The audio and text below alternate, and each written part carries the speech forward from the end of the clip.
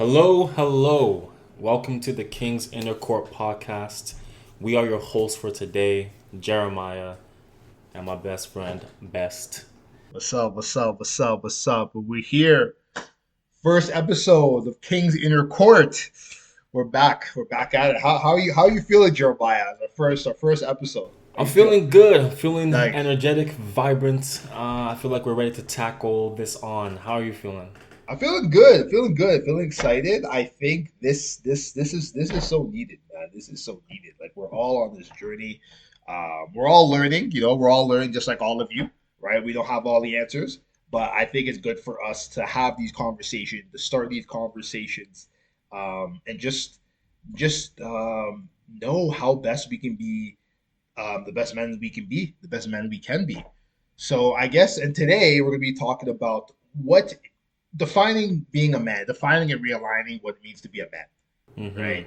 And before we kind of get delve into that, how about Jeremiah? How about we maybe just do a brief introduction for those who might have missed last week's episode, doing a brief introduction of who we are, what we're about, and why we're starting this podcast. Yeah, just for to catch you guys up, this podcast is quite simple. It's relatively simple. It's how can men be better men? What does that mean? What qualities should we aspire to have or to gain? How can we display ourselves as kings? But I don't mean it in a conceited way. This is not like an ego, I'm a king, wear my crown, that type of thing. It's just more so how can we draw lessons and the good qualities of men of old or men of the past who were Yes. great men, and how we can Yep. apply that to our own lives. So yeah, as Beth said, we'll be exploring this topic in multiple different sessions. So I hope you guys enjoyed today's episode, and I hope you get something from this as well. Thank you. But Thank you. yeah, to start us off, we're gonna be realigning and redefining the definition of man. So Best, what's up? What it means to be a man. Yeah, I think that's a really really good question. So, and again, this is obviously just we're not speaking from a place of authority. This is just our opinion.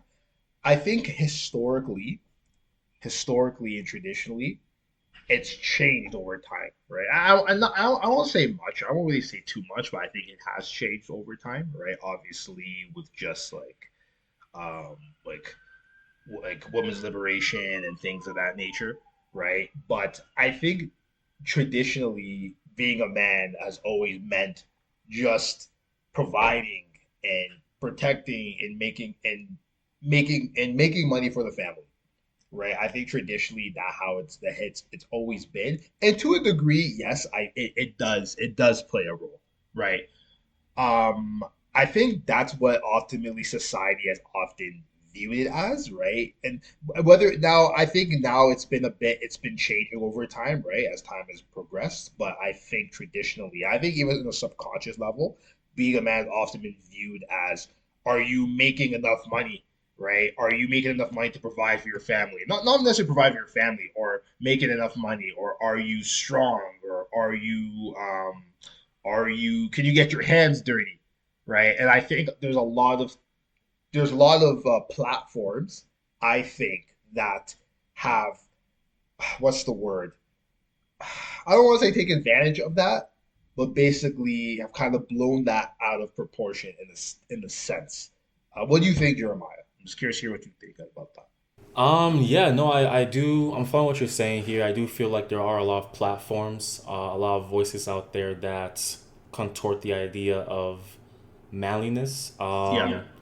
There are some good platforms out there, but there are also some not so good platforms. That being Yeah. said, I do understand that it is subjective, Yes. but we do come from an angle of, how does God, the creator of us and the universe, like what does he say about, Yeah. being a man? And if I Yeah. use that as a basis, as a sort of a standard, so to speak, then yeah, Yeah. there are some platforms that are just not so good. Mhm. Best spoke about how the definition of man has changed throughout time. I also agree with that. I do also agree that the definition of man also differs from culture to culture. Yes. But in today's society, and I'll speak more towards like a Western society because I'm more involved there. But it is applicable all over the globe to some degrees or to a certain level of degrees. But in today's society, in today's time, men are viewed. I'm gonna say this, maybe not the best way to say this, but in a way, kind of like tools. You Okay. bring money to the family, you bring money to the table, and you're just kind of there, sitting there as just a presence. Mm, Obviously, there has been a push, so to speak, on men being able to speak up more, men being able to be more, I guess, in tune with their emotions, being more transparent. Some would say vulnerable. I would say transparent. But it's interesting because if I look at how man was defined thousands of years ago, in the days where there was a whole nation that was for God, for better or for worse, or yeah, there's a whole nation for God.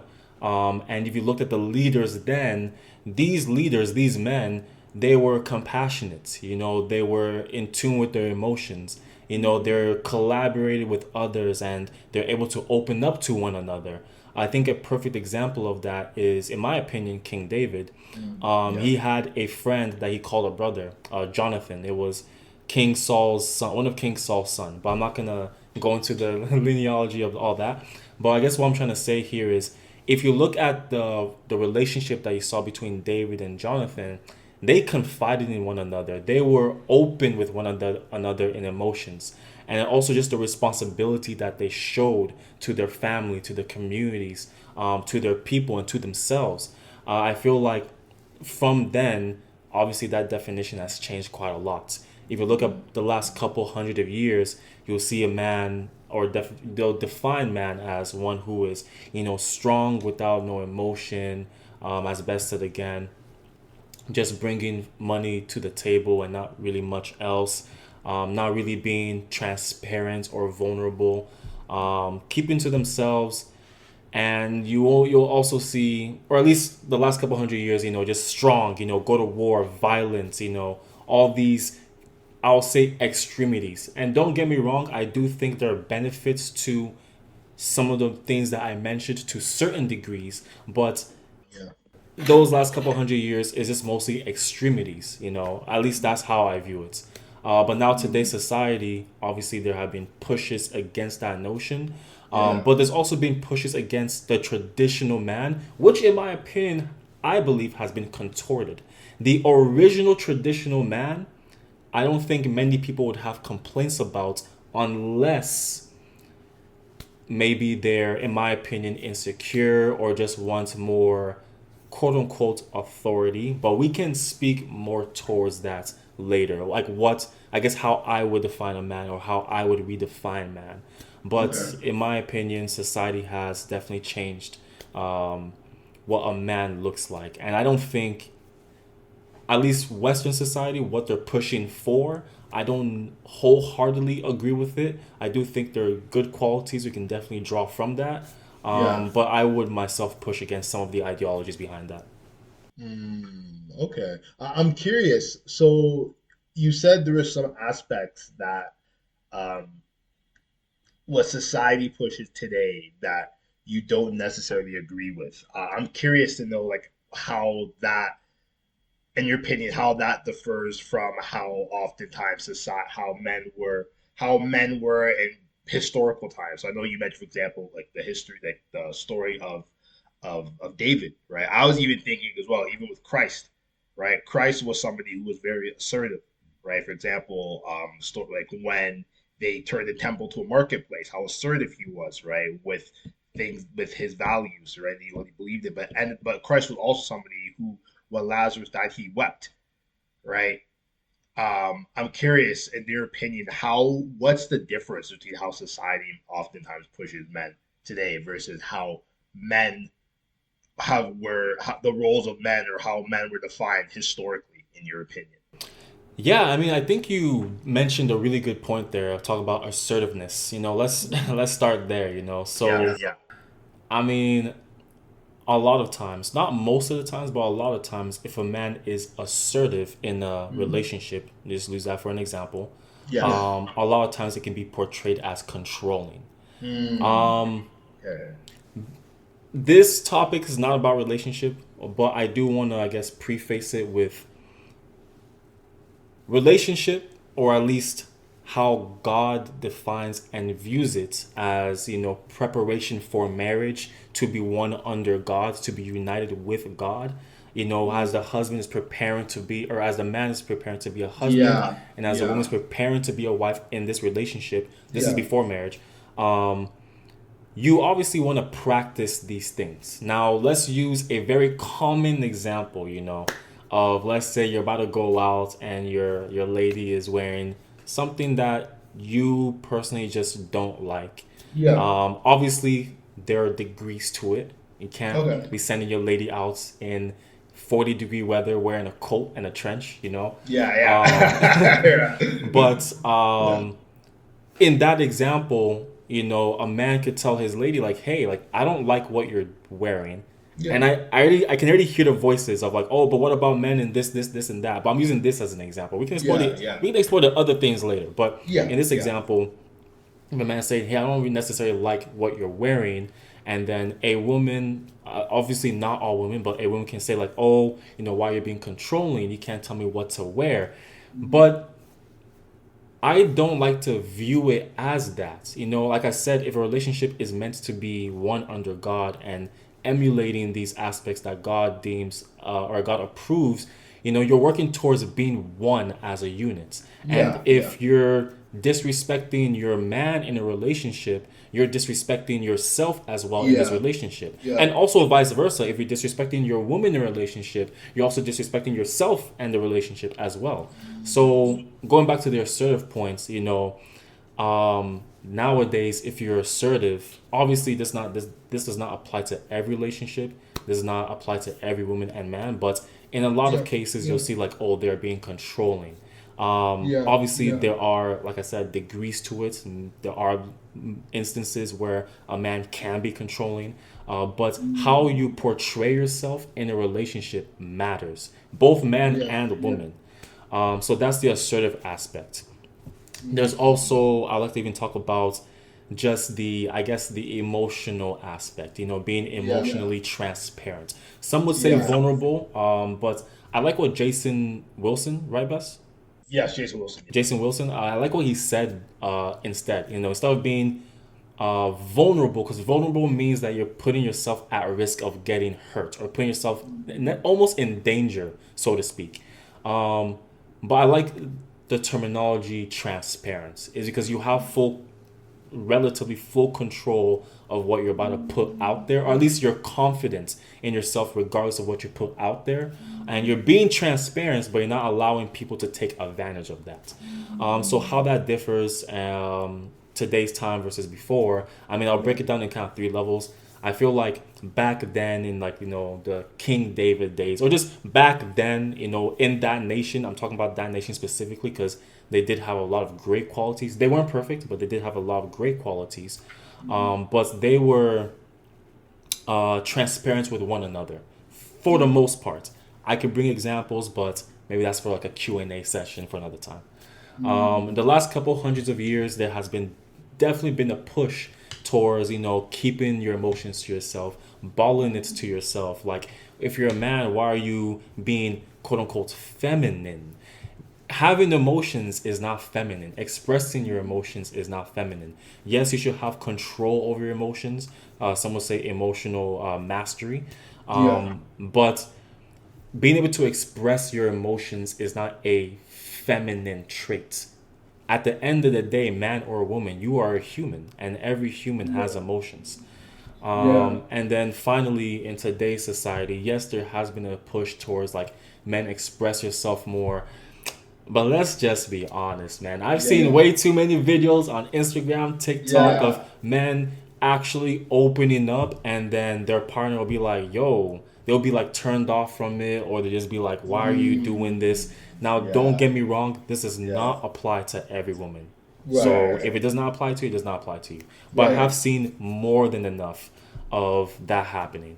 But I would like to hear, some of your points as well, best. Yeah, yeah. No, those are some good points.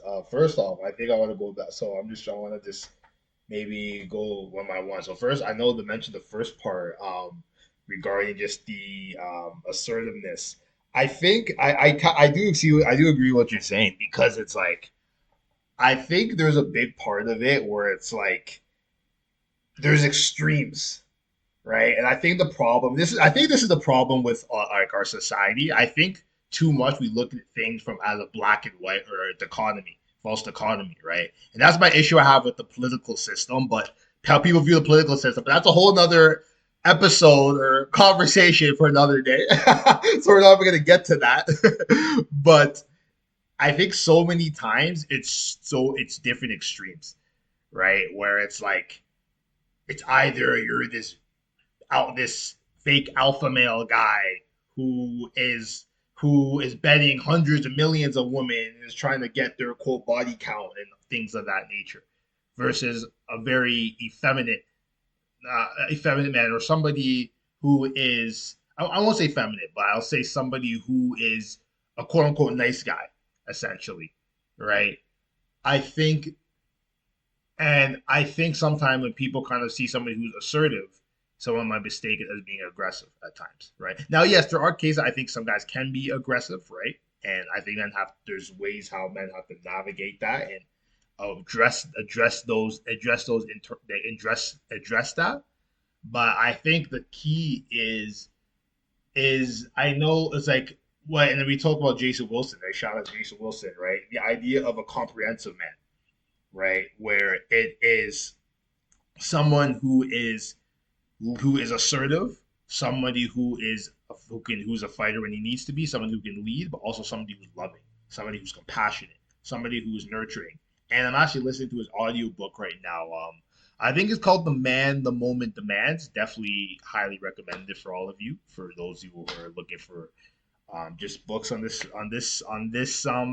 topic. And he talks a lot about being a comprehensive man. What are the steps to take to be a more what he calls a comprehensive man, right? And I think one of the things that he talks about is just a comprehensive man encompasses so many other aspects. I think society views it very one dimensionally, right? Whereas yes, there's so these aspects, right, of yes being a fighter, a leader, provider, but also being compassionate, also being loving, also being um, nurturing, right? So I think while these are some qualities, these are the qualities that as men that we have to actually embrace because let's face it, like it's important for men to be assertive when need to, right? Because if you're somebody who can't be assertive, then how can you be able to protect your loved ones? How can you be able to protect your family or your society? Or, like even going back to even historical times, biblical times, right? It was the men who were called to fight, right? Men were called to go out to war to fight, right? And if they do not have that ability to be assertive, they do not have that ability to be fighters, right? Then they're putting themselves, their army, their nation at risk, right? They're putting themselves, and if you can look at it even spiritually, right? Look at it from a spiritual standpoint as well, right? We wrestle not against flesh and blood, right? It's a spiritual warfare, and we can't win spiritual warfares if we're quote too nice, right? We can't win the spiritual warfare when we're too meek, right? And of course, humility and meekness are good things, right? Don't get me wrong, but again, I think a big part of it is having the wisdom to know what that moment demands. And certain moments, it's demanded to be nurturing. Certain moments, it demands to be humble. Certain moments, demand to be meek. But there's also certain moments you have to be firm. Certain moments, you have to be assertive. Certain moments, you have to be strong, right? King David, we spoke about King David, right? There was moments that he was compassionate, loving. There was moments where he was strong, right? When he confronted Goliath, right?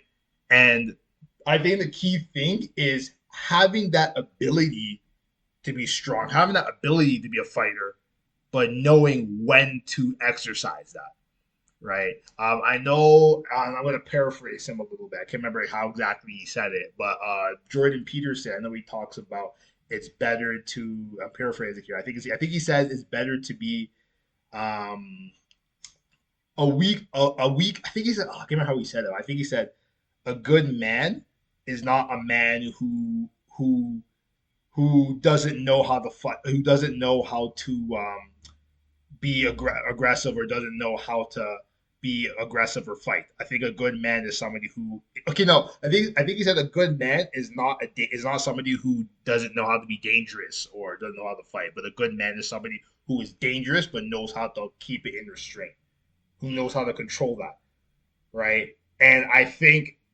as men, a part of it is having that ability because there's going to be times without we'll be called to do that, but knowing when to do that. The problem is a lot of men don't really know when, like, not was it a lot of men, but there are men who don't know when to do that, right? And I think it does require a lot of wisdom, right? And we have to know when to do that. And of course, even like in situations when it's like, okay, that might be our kindness might be used against us. We have to know wisdom of how to navigate those situations, how to confront that situation, how to address that situation, right? With tact and with wisdom, right? I think there was another thing you mentioned. Can't remember. I think it was.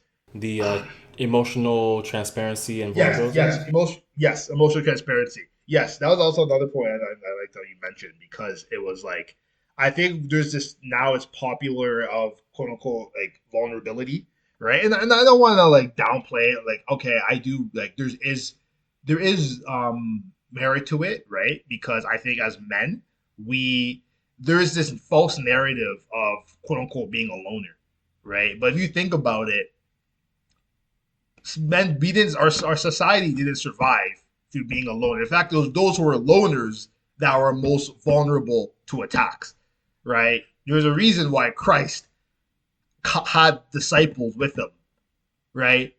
There's a reason why we look historically, right? The men who were in tribes, the men who were in tribes were the ones who survived, right? So we actually thrive. I think historically, biblically, it shows that. I think it even talks about it in the Bible as well, right? That historically we thrive in tribes, right? We actually thrive in tribes, right? And we survive in tribes. We can't be going out things alone, you know. And I think that is very. I think that's something that came to mind with me. And I think also just going back to the vulnerability. I kind of went on a tangent there, but going back to the vulnerability aspect of things.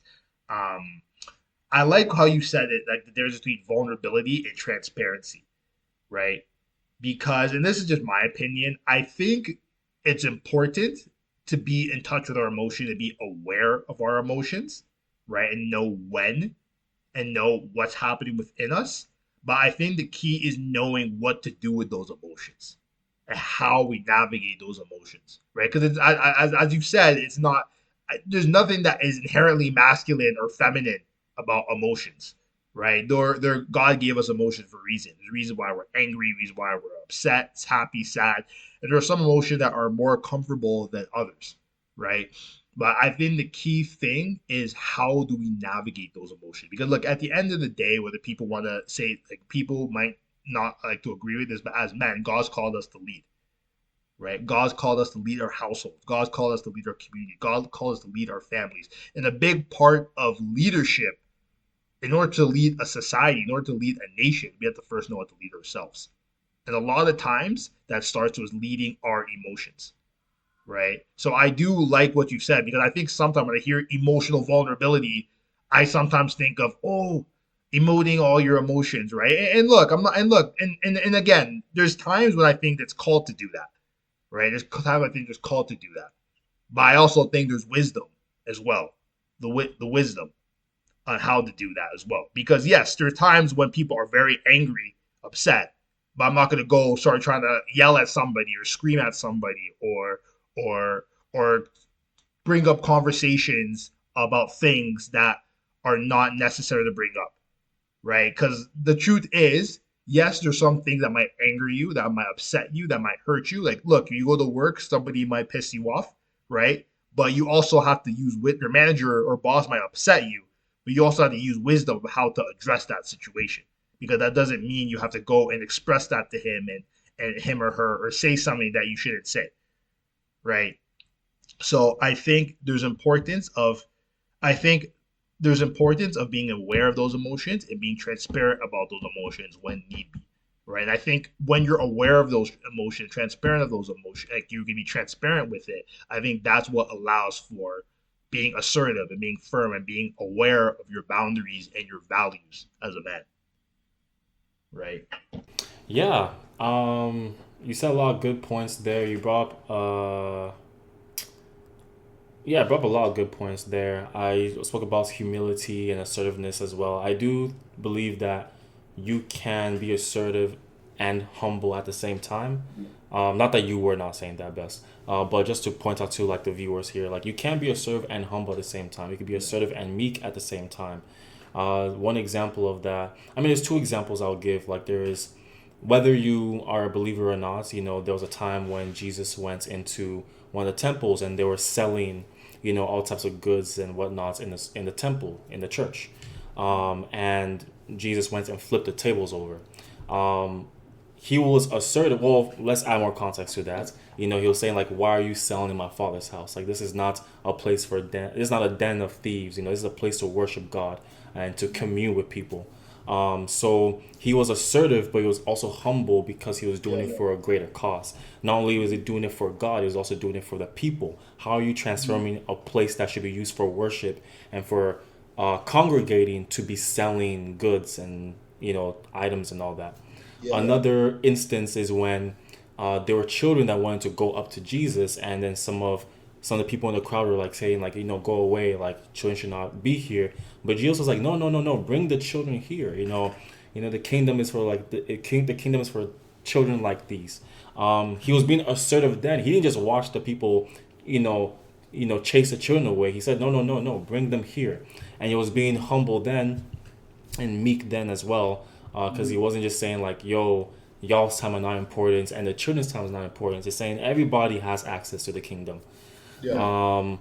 But yeah, I say all that to say that you can be assertive, you can be humble at the same time, and then just also to speak to more of what Bess was saying about um, emotional transparency and what that looks like. I'm actually gonna ask you a question, Bess, soon, but um, it is important to be aware of your emotions. I for one, I'm gonna be transparent here. Yeah. I for one, I used to have a mindset of just bottle everything up. Like I would at most spend that day just immersing myself or acknowledging that emotion. But once it hits midnight or once I fall asleep, I'm not revisiting how I felt for that particular instance or situation. I move on. But after many years of doing that, you can catch yourself lacking. You can catch yourself that bottle expanding and exploding, so to speak. It's not healthy. I definitely don't recommend it. And I know there's a lot of men out there that do the same thing. It's not healthy. It's not healthy at all. It's better that you regulate it in a way that makes sense or brings you peace than having to explode at random times during the day or the week or whatever the case is. Um, so my question to you, Bess, I would like to hear your thoughts on this, or I guess your answer on this, and maybe others can draw some feedback and inspiration from that. But how would and I'll say, viewers, we're not experts. I want to reiterate that we're not experts. But Bess, how do you face your emotions? Like, if you do face your emotions, like, how do you go about it? Yeah, man, that's a great question, great point, man. Honestly, bro, I'm still trying to figure it out myself. Like, I'm not perfect at it too. Like, I'm gonna be real with you, because even me sometimes it's like when I feel something, it's like I'll either just not mention it or bottle things up, or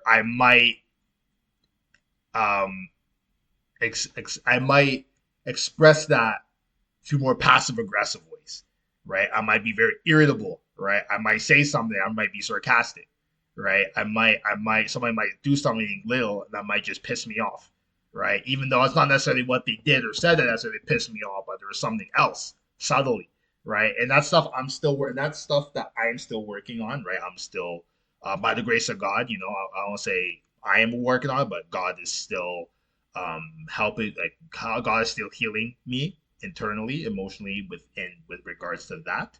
But I think one thing that has been helping me a lot is just tracking down my emotions, right? Journaling my emotions, right? Being aware of when I'm mad and sad or upset or mad. And I don't even, and not necessarily like, yeah, like I do still try to track down what pissed me off or what upset me or what saddened me or why I'm nervous or anxious, right? I do that sometimes, but I think even I found even just knowing it down helps me be more aware of it. I found that helped me be more aware of it and just be aware of just when that feeling is coming, right? So whether it is like it doesn't have to be a journal, it can be your phone, right? I find my phone like that's been helping me a lot, being aware of like when I'm mad, when I'm upset, when I'm sad, right? Um, I know that's been helping me a lot, because I'm more aware of those emotions. And when I do have time alone, then I might journal that, like what upset me, what saddened me, what made me afraid or anxious, right? And why did it scare me so much? Why did it upset me so much? Was it something that happened in my childhood that reminded me of? Or did I feel abandoned? Did I feel disrespected? Did I feel inferior, right? Or insecure about something, right? I think a lot of these feelings that oftentimes as men we don't like to face, I think it's important to make that time to truly face it because I found oftentimes when we're quote unquote triggered about something, it's something that your inner child or your inner child a need that your inner child didn't wasn't met, a need that wasn't met when you were younger. Oftentimes when you were younger, or it doesn't do when you're younger, or when you in the past, right? Whether it is I don't know, it could be something with your parents or an ex or what have you, right?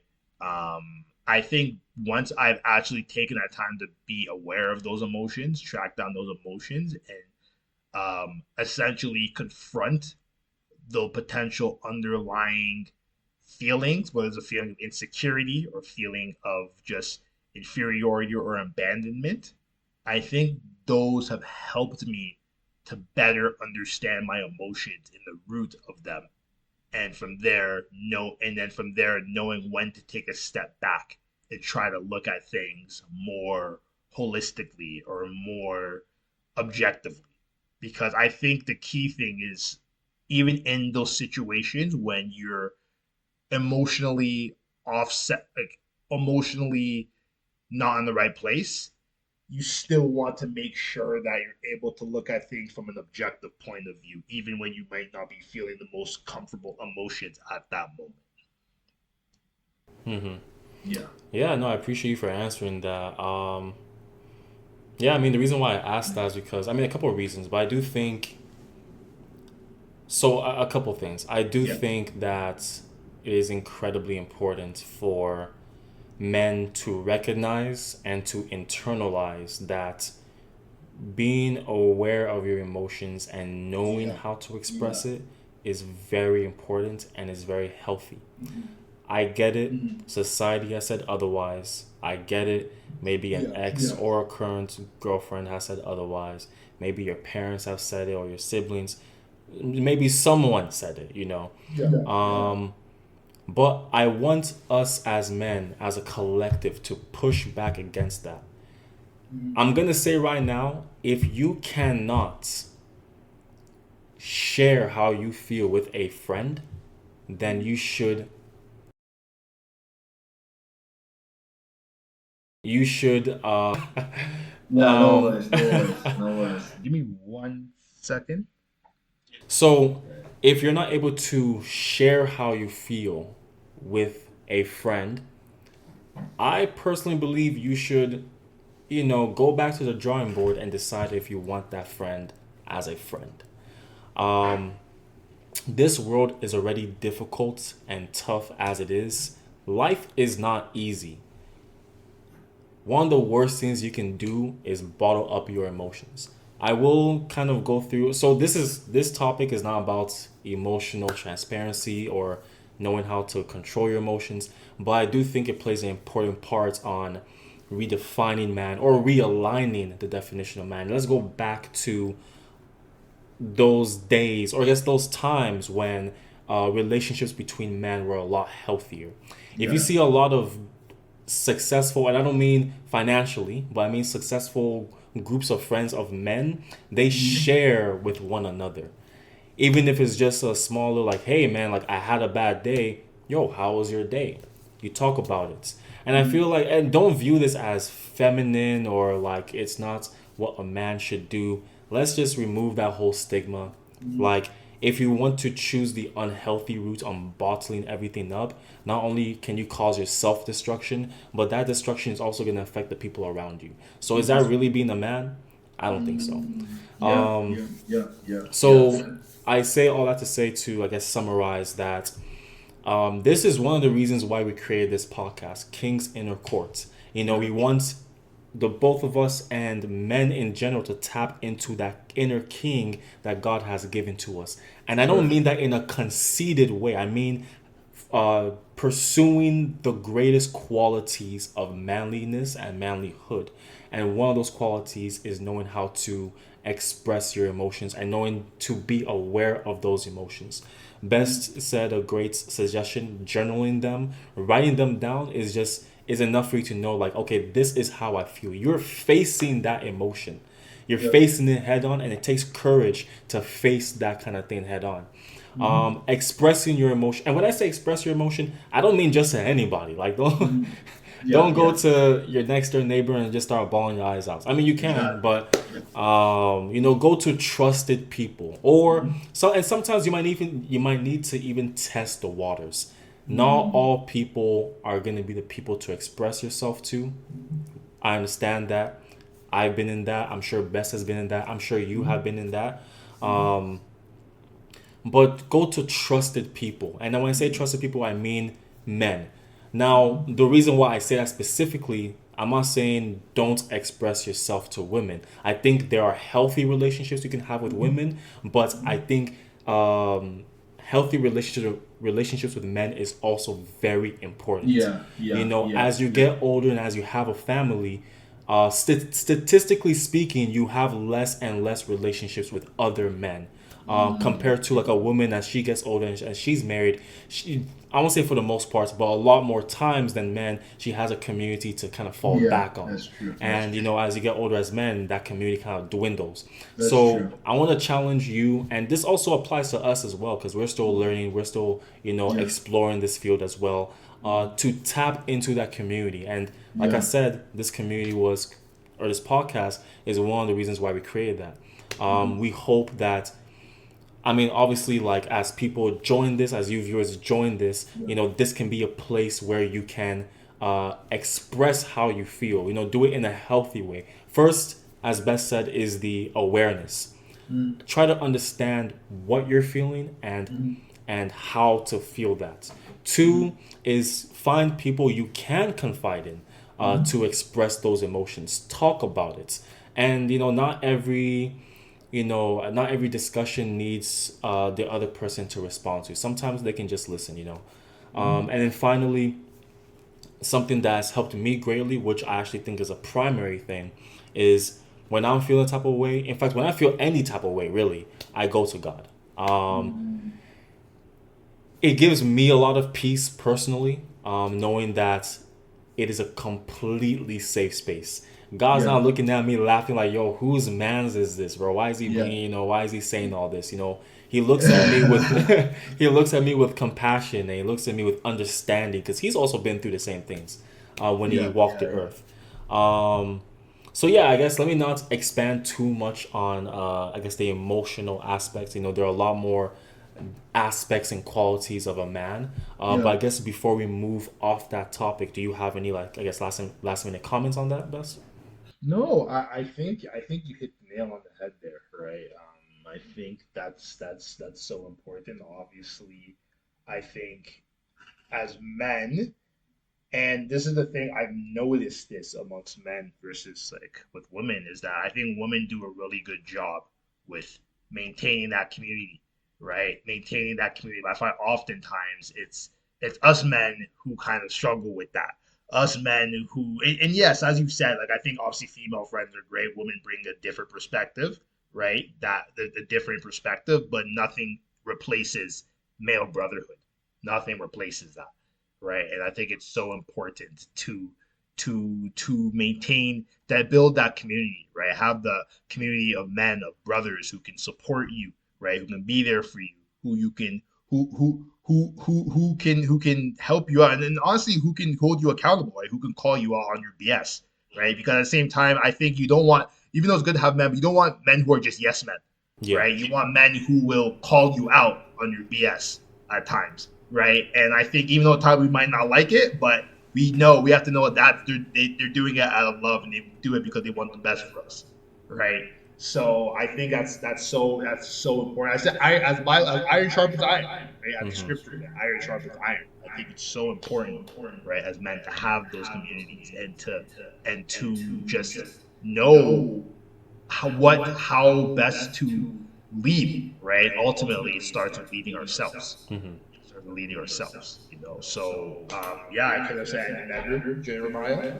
And no, this was great. This was great conversation. You have any other points? Any Yeah, I actually want to touch up just very briefly on what you just said yeah there um, about community and brotherhood. yeah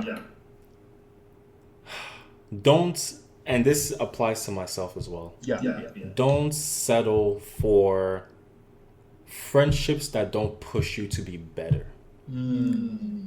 Don't, I mean, like, I'm not yeah saying every single friendship needs to push you, like really push you, but you should have relationships with people who generally want the best for you. And what that comes with is accountability, as Bess mentioned. What that comes with is challenging you. If you are in a friend group and you're watching your own friend go into their own downfall, I don't know about that one, Chief. But yeah, that's just kind of my final comment there. But I yeah guess to answer the question of what it yeah means to reinvent and realign the definition of man, best, like, how, obviously we're not experts in this, we're exploring this as you're following us explore this topic as well, but best, how would you reinvent and realign the definition of man? Like, what is a man? What do you think a man should be? Of course, like I said, we're not perfect. We're still growing. So take it with a grain of salt. yeah yeah. No, thanks for that. I think for me, what I think a man should be is ultimately what, going back to the scriptures, right? Going back to the ultimate man, which was Christ, right? How did Christ handle his emotions? What did he like, what? And there were many times when we actually, it's amazing, right? When we really look at the gospel, right?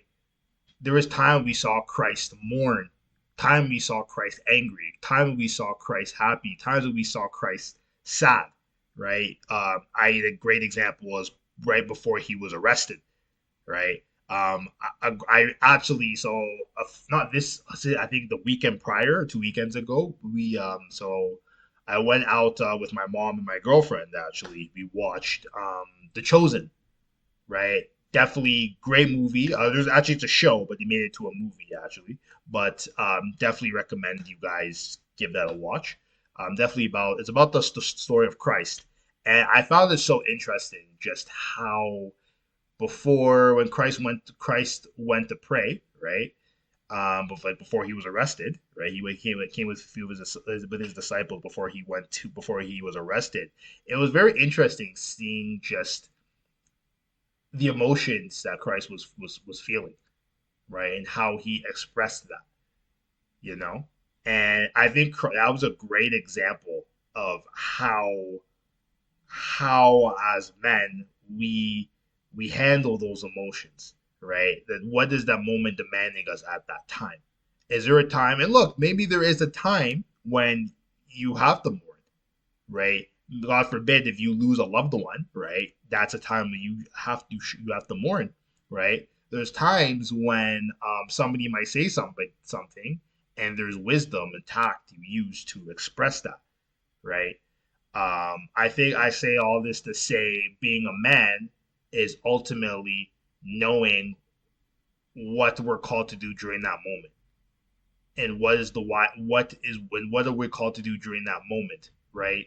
And how, as men, we can ultimately use what we're called to do to be better leaders in our household and in our society as a whole, right? I think all of these helps us, pushes us more in the time of the positions of leadership, Hmm. right? Yeah, no, that's a great answer. Thank you for responding to that. Um, yeah, I would say that I guess how I would define man, or I guess the man that I aspire to be, and I'll probably leave some stuff out, but one who has emotional mastery. I know we Yeah. spoke about that in quite lengthy detail.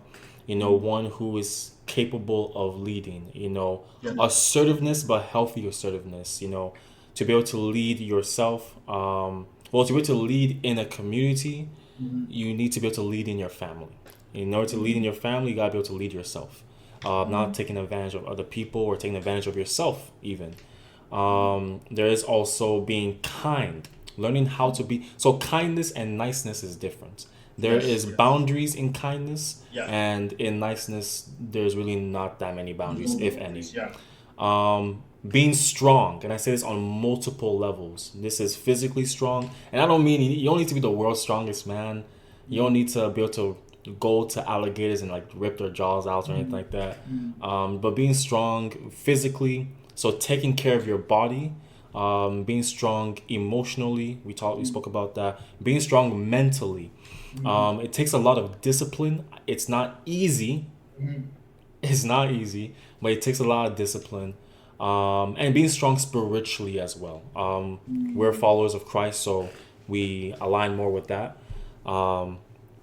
There's also just many, many other qualities that I could speak on, but I do think leadership is a great one. The emotional aspect is a great one. Strength is a great one. Yeah. Kindness as well. Yeah. Yeah. Assertiveness and boundaries. Boundaries are Mm-hmm. Yeah. important, and Yeah. also Yeah. follow your own self convictions. Like Mm-hmm. I'm reading a book called The 12 Rules for Life. You Mm-hmm. can extrapolate from that and apply rules in your own life to follow, but it emphasizes discipline. Discipline is very important, and of course, I'm still learning this. I'm not gonna pretend like I'm an expert, but these are important qualities that I aspire to have. One thing that I did leave out, which will be another topic or will be spoken about in lengthier detail later, is the financial aspect. Mm, yes. Men, I get it. The world is saying, go get that bag. And yes, I agree. Work hard, make sure that the work you're doing is something that you can be proud of. Mm-hmm. Um, but I just want to make a distinction between rich and wealthy. Rich is you have a lot of money. Wealthy is you're able to take care of yourself, and if you have a family, able to take care of them. In Mm-hmm. my opinion, men aspire to be wealthy. Mm-hmm. Well, if you're wealthy, you can also be rich, but aspire to be wealthy. I get it. Society is saying like, yo, man, if you don't make at least $2 billion a month, then I don't know about that. But just aspire to be wealthy. That's just my opinion, anyways. But I do think that's an important aspect of what it means to be a man. Not pursuing wealth, but working hard and choosing wealth over riches, so to speak. But like I said, that'll be spoken in much lengthier detail later. Mm-hmm. Yeah. So yeah, before we I guess close, Best, any final comments? No, man. I think we touched on a lot of good points. Yeah, I think ultimately it comes down to leadership, right? And I think leadership starts with us as men, right? And I think I like what you mentioned with discipline. Discipline plays a big role, not just with our emotions, but even just other areas, physically, spiritually, mentally, emotionally. career financially, right? Yes, it's one thing to make a lot of money, make two, three, six, making all these figures, making so much money, but ultimately, how disciplined are we with our money? Because there's so many people with billions of dollars, and you hear later on that they're bankrupt, right? They're filed for bankruptcy, right? So how do you make all that money? Then now you're broke, you know. So I think a big part of that is even discipline with our money, discipline with our finances, right? All these things are so important for us to be leaders. And yes, we we we we're supposed to lead our communities, our families, right? But ultimately, it starts with leading ourselves. I think that's it. Ultimately starts with leading ourselves. And I think as young men, right, obviously we're still learning, right? We don't have all the answers, but as we learn, we grow and we learn how best to be disciplined, how best to lead ourselves throughout this journey. Yeah. Yeah, so we hope that y'all found this to be insightful, hopefully helpful. Like I said, this podcast is really just about community of men. So if you're a man and you're looking for community, I want to, or I hope you can find this platform as a place that you can tap into. Um, for next week or for the next session, we'll be exploring more on toxic masculinity versus masculinity. So if that interests you, stay tuned. But thank you for joining us today once again. Um, if you liked what you heard or liked what you saw, um, leave a like down below.